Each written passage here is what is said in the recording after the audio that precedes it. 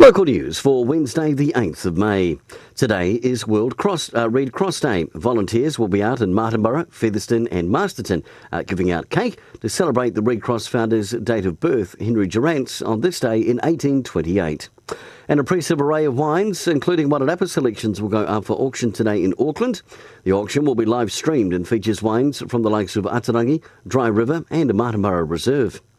Ashburton has been selected as the 6th new refugee settlement location following the government's decision to increase the annual refugee quota to 1,500 places from July 2020.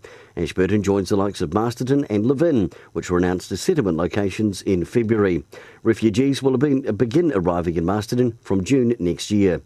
And in sport, a busy night tonight at Trust House Memorial Park from 5 o'clock with the First 15 Festival season opener. All teams will play in a 20-minute game in a round-robin tournament.